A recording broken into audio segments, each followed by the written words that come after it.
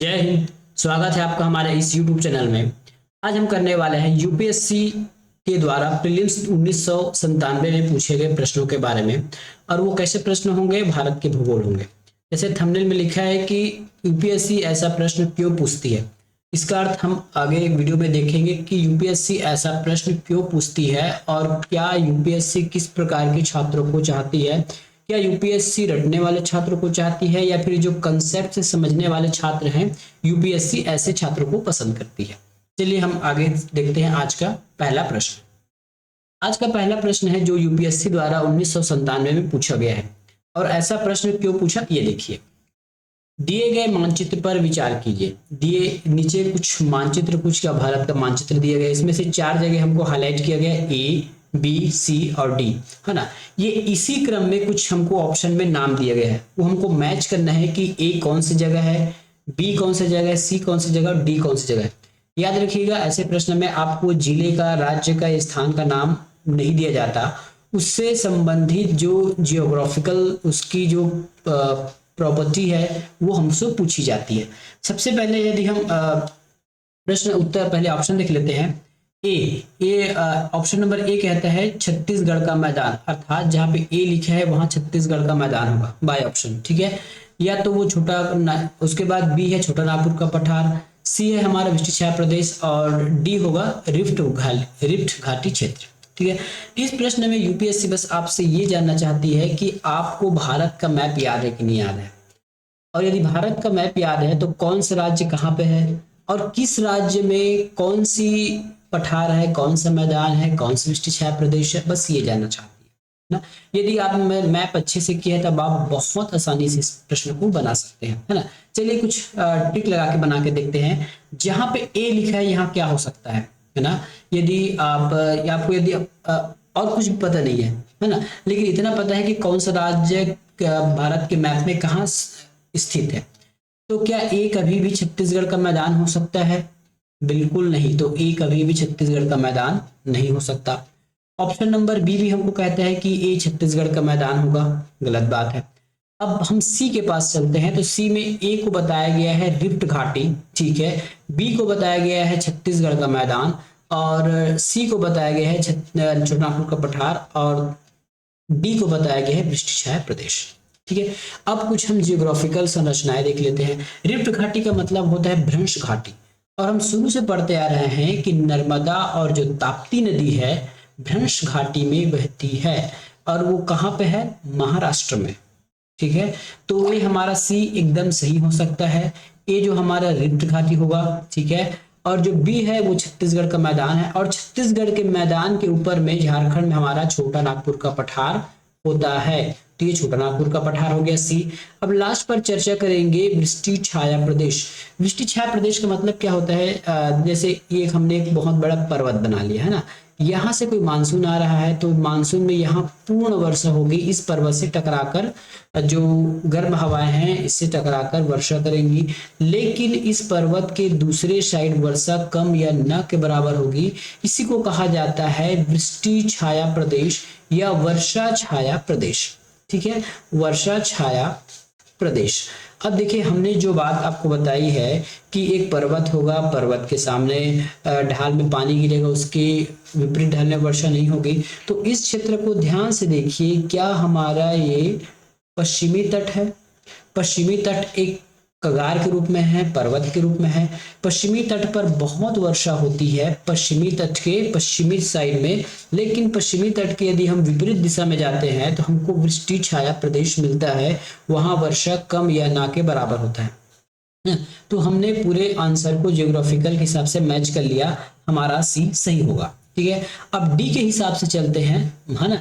तो वृष्टि छाया प्रदेश, चौथी बात हम देखें कि ये जो लास्ट वाला डी होगा हमारा, तो डी जो है क्या छोटा नागपुर का पठार हो सकता है? बिल्कुल नहीं, तो ऑप्शन नंबर डी भी गलत। इस प्रश्न में यूपीएससी बस आपसे मैप का ज्ञान चाहती है और कौन से क्षेत्र में, किस राज्य में, किस क्षेत्र में क्या उसका भौगोलिक क्षेत्र है, बस ये जानना चाहती है। विथ प्रूफ देखना चाहते हो तो ये प्रूफ देख लीजिए, है ना। ये हमारा रिफ्ट घाटी है, देखिए यहाँ पे ये यदि आप एटलस देखेंगे स्टूडेंट का, तो अब उसको पता चलेगा कि ये रिफ्ट घाटी वैली है। ऊपर आपका नर्मदा और नीचे आपको ताप्ती मिलेगी, और ये है हमारा रिफ्ट घाटी वैली। ठीक है, उसके बाद और आगे चलेंगे तो ये देखिए, ये है हमारा छत्तीसगढ़ का मैदान जो महानदी बेसिन में है। उसके बाद ये हमारा आ गया सी नागपुर, छोटा नागपुर का पठार। और ये देखिए, ये है हमारा पश्चिमी तट, जहाँ पे हरा हरा दिख रहा है, यहाँ पे वर्षा अच्छी होती है। उसके बाद जो आपको कुछ भूरा कलर का दिख रहा है, यहाँ वर्षा कम, और ये हमारे पठारी एरिया है। ठीक है, इसी क्षेत्र को कहा जाता है वृष्टि छाया प्रदेश। इसीलिए प्रश्न आपसे यूपीएससी ऐसा पूछती है, यूपीएससी आपको सोचने वाला प्राणी बनाना चाहती है, ना कि रटने वाला। अगला प्रश्न है, अंडमान और निकोबार द्वीप की आदिवासी जनसंख्या ऑस्ट्रेलिया जाति की है, कार्केश जाति की है, मैग्लोइड जाति की है, या फिर निग्रोसम जनजाति की है? तो जो अंडमान निकोबार द्वीप की जो आदिवासी है वो निग्रोसम जाति की जनसंख्या है। ठीक है, इस प्रश्न में ज्यादा आपको मैप्स बताने लायक कुछ नहीं था, इसमें कुछ चीजें जो आपको बेसिक याद होनी चाहिए। अगला प्रश्न देखिए, ये हमारा कुछ स्पेशल प्रश्न है। फिर से यूपीएससी इस प्रश्न में बस आपको ये जानना चाहती है कि कौन सा मुख्य नदी है और कौन किसका सहायक नदी है ना। और आप किस प्रकार से ट्रैक करेंगे, तो आपको कुछ जियोग्राफिकल देश का नाम बता दिया गया है, नेपाल और काठमांडू। इसके मतलब नेपाल और काठमांडू के बीच कौन सी नदी आती है, कौन सी नदी उसकी सहायक है और क्या है, बस ये जानना चाहती है। ठीक है, अगर इतना आप जान लेंगे तो हमारा क्वेश्चन बन जाएगा। सबसे पहले यदि आपको जानना है तो हम ये देख लेते हैं, जो सबसे बड़ी नदी है ना, ये जो सबसे बड़ी नदी है ये हमारी गंगा नदी है। ठीक है, प्रश्न सबसे एक बार पहले पढ़ लीजिएगा। दिए गए मानचित्र में प्रदर्शित 1, 2, 3 और 4 अंकित नदियों क्रमशः है। तो हमने 2 नंबर की नदी को देखा है ना, 2 नंबर मतलब वो सेकंड में होना चाहिए, 1, 2, 3 और 4। ठीक है, तो 2 नंबर नदी हमारी गंगा है, तो 2 नंबर में हमको गंगा मिलना चाहिए। 2 नंबर में यहाँ गोमती लिखा है, ये ऑप्शन कभी भी नहीं हो सकता है ना। बी हो सकता है, देखिए मैं बोल रहा हूँ हो सकता है, पर टिक करके रखते हैं। 2 नंबर में गंगा है, ये भी हो सकता है। 2 नंबर में गोमती है, ये हो ही नहीं सकता। तो हमारा ए और डी आंसर हमने बाय ऑप्शन छांट लिया। हमारे पास बचा ए, बी और सी। अब 50-50 खेल सकते हैं यदि पता नहीं है तो। फिर भी ये आपको ज्ञान होना चाहिए क्योंकि आप यूपीएससी का प्रश्न देख रहे हो। ठीक है, तो 2 नंबर हमने देख लिया कि 2 नंबर तो गंगा है। अब उसके बाद कौन कौन सी नदी है ये देखते जाइएगा। ठीक है, कौन कौन सी नदी है ये देखते जाइएगा। जो लास्ट की जो नदी है, लास्ट मतलब ये वाली नदी, ठीक है, ये वाली नदी है। और जो 1 नंबर की नदी क्या होगी हम ये देखते हैं। तो 1 नंबर की जो नदी है, ठीक है, जो वो घाघरा नदी है, ये घाघरा नदी है। ठीक है, 1 नंबर की जो नदी है वो घाघरा नदी है। दूसरी बात, जो कोसी है, ठीक है, ये 3 नंबर हमारा कोसी नहीं है। 3 नंबर हमारा 3 नंबर है ना, 1 नंबर क्या है हमारा घाघरा है। तो देखिए 1 नंबर कहाँ पे है हमारे पास, 1 नंबर ऑप्शन कहीं है पे, 1, 2, 3 जमाना है। 1 नंबर हमारा घाघरा नहीं होगा है ना, 1 नंबर मैं का गलती बता दिया, ये हमारा गंडक है, ये गंडक नदी है। 1 नंबर गंडक नदी है। तो 1 नंबर गंडक कहाँ है, 1 नंबर में गंडक ये है, ऑप्शन नंबर सी सही है। ठीक है, अब देखिए ये जो 3 नंबर है ये हमारी गोमती नदी है, और जो 4 नंबर है ये हमारी घाघरा नदी। ठीक है, 4 नंबर घाघरा नदी है। तो क्या हुआ, एक गंगा हो गया, गंगा की सहायक गोमती नदी, गोमती किसकी सहायक है, तो गोमती घाघरा की सहायक है, ये दोनों गंगा में मिल जाती है। और उसके बाद लास्ट में हमारी गंडक नदी। मैप से देख लीजिएगा, देखिए ये है हमारी गंगा नदी, मेन जो नदी है ये हमारी गंगा नदी है। गंगा की नदी है, गंगा की सहायक है गोमती सहायक नदी है। गोमती के बाद आता है हमारा घाघरा नदी, घाघरा के बाद ये गंडक नदी, गंडक के बाद कोसी नदी है। ठीक है, गंडक के बाद कोसी नदी है। अगला प्रश्न, निम्नलिखित में से किस एक की खेती पौधे का प्रतिरोपण करके किया जाता है?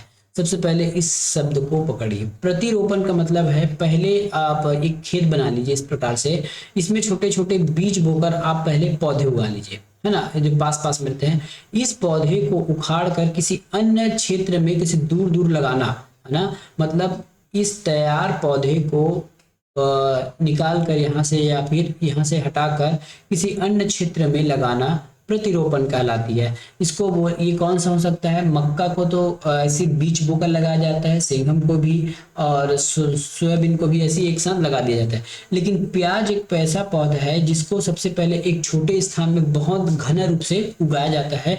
पौधा थोड़ा बढ़ने के बाद उसको थोड़ा दूर दूर में अन्यत्र जाकर लगाया जाता है। आज का लास्ट प्रश्न देखते हैं। दिए गए मानचित्र पर विचार कीजिए। अंकित क्षेत्र में मुख्यतः बोली जाने वाली भाषा हमको क्रमशः बतानी है। ठीक है, यहाँ ABCD लिखा है।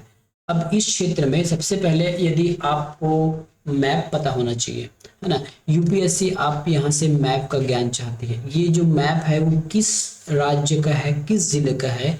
तो ये जो मैप है हमारे यूपी और बिहार का मैप है।